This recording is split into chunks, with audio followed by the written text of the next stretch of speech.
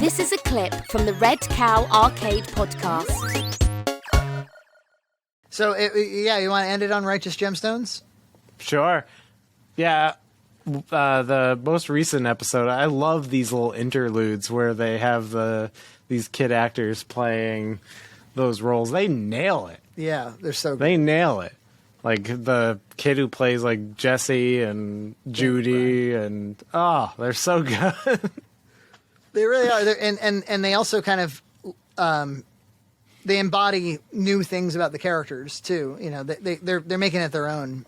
And Amy Lee is and of course Walton Goggins. I mean, like that scene where spoilers where he it's Christmas morning and they kind of just put him on blast for like, you're going to need to tell us the truth about what happened with your wife. And he kind of has this really sort of selfish breakdown and they kind of try to reconcile with him. It played so many different notes. It was so... Oh, yeah. I'm sitting there watching these, especially these interlude episodes. I'm like, all right, to be real, this kind of outrageous comedy is probably not at the high of like a Breaking Bad or something. But I'm like, but you know what? If they do like 5 or 6 seasons of this thing and they bring these characters someplace, if there's some destination that we're headed towards, it could be that good. Yeah. I agree. I think it's so tight. It's so, it's like made with passion. I think you were saying something like maybe maybe they phoned in the Halloween movie just to get to Righteous Gemstones, and that might be true. It was like they had to have been working on Righteous Gemstones and the Halloween movies at the same time. And I'm thinking maybe they just automated the Halloween movies, and because this thing, there's no doubt about it. Somebody really gave a shit. It seems like David Gordon Green is directing more of them too. Of course, he directed Halloween movies. It seems like he directed more episodes. It's very, very, very, very, very good. I highly recommend it if you can stomach it. Yeah, maybe it's not your thing, but it's definitely it's so good. Yeah, it's one of the best. I think it's their best project. I do. Yeah, I would say so. I was at Junt's Christmas party last month, and for some reason, like Aaron and he wasn't there, but like Keith and Alan and some of those guys, they love Vice Principals, and I like Vice Principals too. I'm not slacking off. It's very funny, but it's not Righteous Gemstones. It's Righteous Gemstones like elevates everything. Vice Principals is a very funny comedy. That's the best I can say about it. You know, it's an innovative, funny comedy. And so I was trying to kind of push them towards like, but have you seen Righteous Gemstones? And they were very like, no, we're Vice Principal. This is a Vice Principal's family. No, it's good, and I think like maybe John Goodman also is putting in like a really genuine performance the whole time. He's not just showing up and just doing it for these guys. Like he's taking this role very seriously. Like I remember, what was that? There was like a Cloverfield movie with him in it, where I was just like, man, he's a powerhouse. And I've heard. I remember Kevin Smith was saying on Red State, like he never.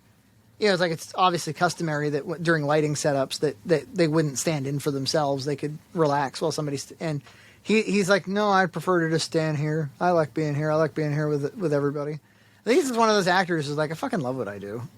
Yeah, it shows, and he's like everything, and like they de-age him a little bit in this one, and he's wonderful, man. He's a wonderful. treasure. That'd be a sad day when John Goodman died.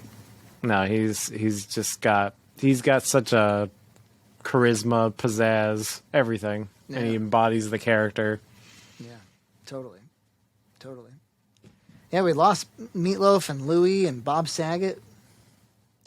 We can't lose John Goodman. No, but we will. But we can't.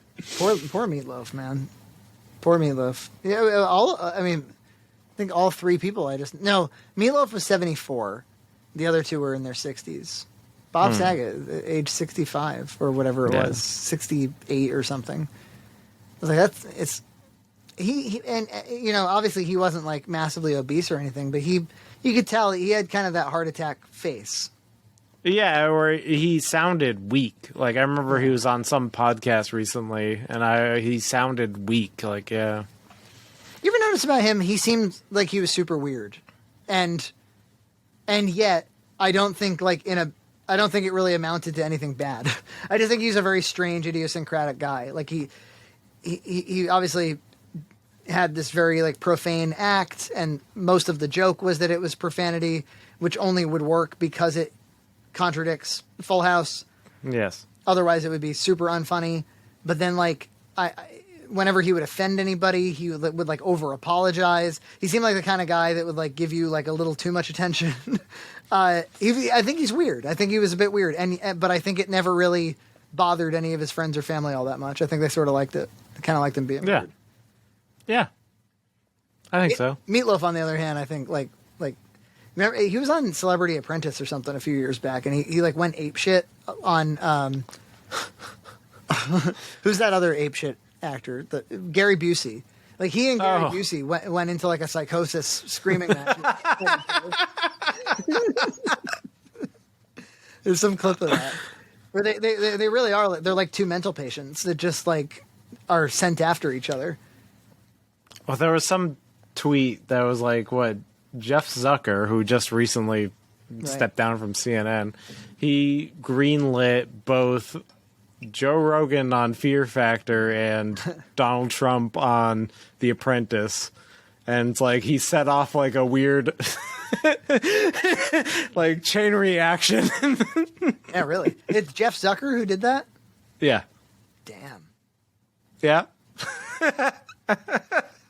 Not to mention, like, his network was, pitted against these guys. And yeah, exactly. It's like, it's crazy. He created this entire situation?